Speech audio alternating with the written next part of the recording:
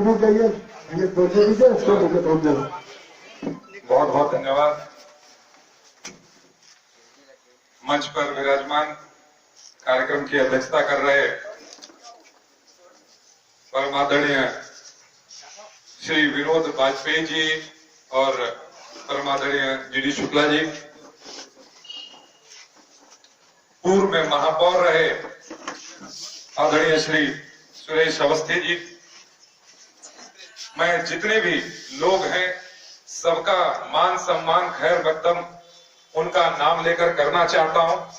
इस कार्यक्रम का जिन्होंने सुंदर संयोजन किया है और जिनके कारण मुझे सदैव त्रिवेणी नगर परिवार का दर्शन लाभ प्राप्त हो पाता है, ऐसे इस क्षेत्र के यशस्वी पार्षद श्री मुन्ना मिश्रा जी, सभासद जगलाल यादव जी, श्री आदित्य द्विवेदी जी, पप्पू जी, जिनका सुंदर उद्बोधन मुझे सुनने को मिला, और एक सुंदर कवि सम्मेलन इन्होंने आयोजित किया था खदरा में, उसका भी मैं वहां पर दर्शक के रूप में मैं भी उपस्थित था।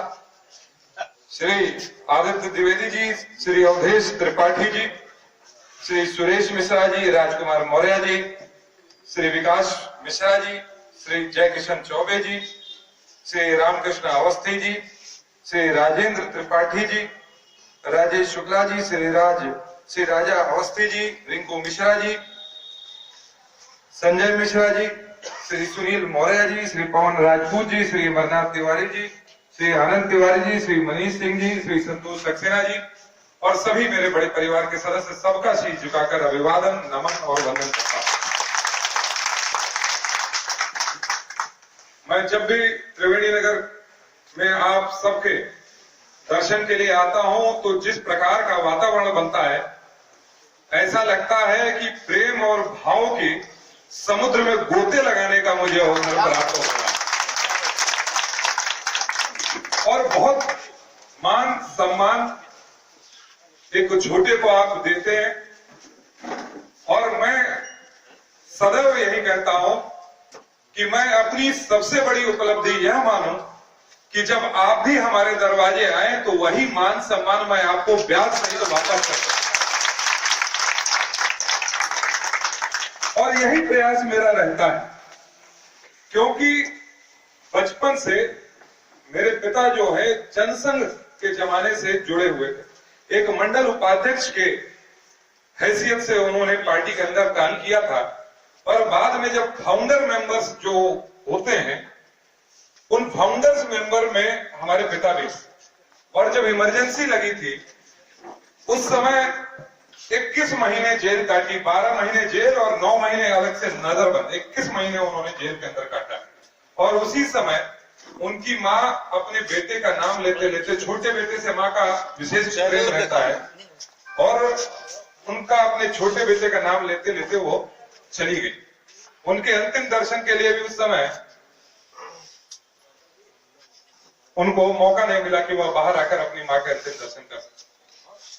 मैं ये बात इसलिए कह रहा हूं क्योंकि जब आप मेरी बात कर रहे हैं तो वही संस्कार, वही भाव हमने अपने परिवार से पाया है। और जिस तरीके से लोकतंत्र की हत्या हो रही थी और सारे के सारे एक विचारधारा के लोग जुट गए थे, तो एक जब साधारण कार्यकर्ता को भी अपनी पार्टी के अंदर लोकतंत्र की जब अपेक्षा करने लगता है, तब हम तो जरूर उठकर खड़े हुए आपको दिखाई दे। वो लोकतंत्र पार्टी के अंदर भी बना रहे और इस देश में भी लोकतंत्र बना रहे।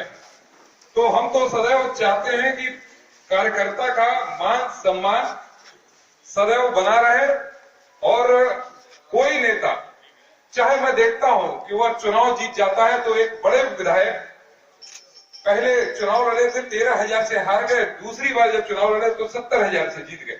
तो मुझे बताने लगे कि भैया देखिए, इस बार मैंने चुनाव का प्रबंधन इस प्रकार से किया कि मैंने इस आदमी को यहाँ लगा दिया, उस संस्था के लोगों को ऐसे जोड़ लिया। मैंने बोला कि क्या आपने ये प्रयास जब 13,000 से हारे थे तब नहीं किया था?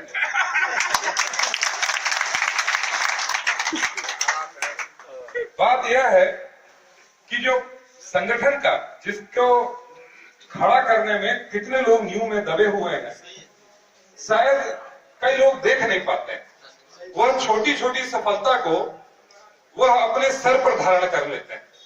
मुझे लगता है कि इससे बचने की आवश्यकता है। और जो जनता चुनकर आपको भेजती है, केवल आप यह मान लीजिए उस जनता के बिहाफ पर आप काम करने वाले, उससे ज्यादा कुछ नहीं। अर्थात आप जन के प्रतिनिधि हैं, उससे अतिरिक्त आप कुछ नहीं।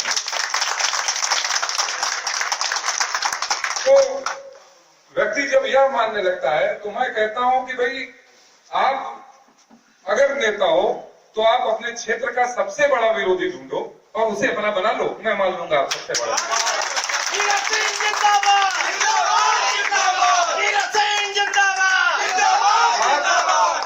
आप वही, जैसे राजेंद्र शुक्ला जी कहते हैं कि दिल के दरवाजे जो धीरे धीरे खुलते हैं, तो धीरे धीरे खोलो। हो सकता है ऐसा कौन सा दरवाजा है कि जो नहीं खुलता है? सारे दरवाजे खुलते हैं। जो आपका सबसे बड़ा विरोधी वो भी होगा, वो भी अगर आप उसको मान सम्मान, उसको प्रेम व्यवहार करोगे तो उसका भी दरवाजा खुलेगा, भले धीरे धीरे खुले, पर खुलेगा जरूर। यह प्रयास तो करते रहना चाहिए। और क्यों नहीं करें? हम क्यों नहीं करें? हम क्यों इतने अहंकारी हो जाए कि आज जो मुझे पद प्राप्त हुआ है, क्या वह जीवन पर्यंत बना रहेगा? सब कुछ यही रह जाना है। और बड़े से बड़े मैंने तो नेता देखा। मैं तो उस परिवार में रहा कि आज 2 कमरे का मकान था और वहां पर सारे कार्यकर्ता आते थे। हम लोग कुछ नहीं कर पाते थे, छोटे छोटे थे, तो यह करते थे कि हमारी माता जी जब पानी और पेठा लगा के देती थी तो खुद अपने हाथ से लाके अपने कार्यकर्ताओं को पिलाना। और आज 4 एकड़ की कोठी है दिल्ली की, पर फिर भी यह गुमान नहीं है कि कल को फिर से मुझे अगर अपने कार्यकर्ताओं को पानी और पेठा पिलाना पड़े तो मुझे किसी को कहने नहीं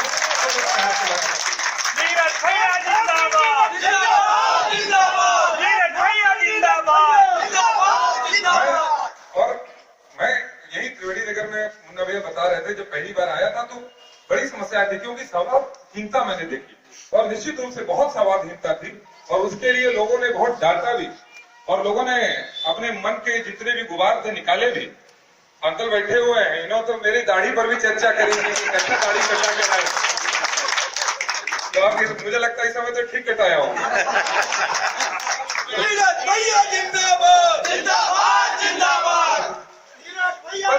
मैंने माना कि नहीं, निश्चित रूप से कहीं न कहीं संवादहीनता तो है, क्योंकि